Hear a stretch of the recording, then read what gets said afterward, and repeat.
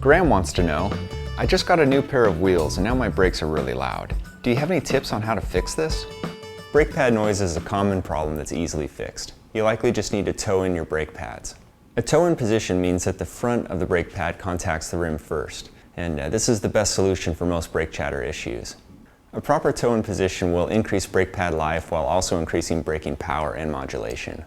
The most precise way I've found to align road brake pads in a toe-in position is to use a couple of business cards as spacers. Fold the business cards in half and place them behind the last 3/8 of an inch of the brake pad's contact surface.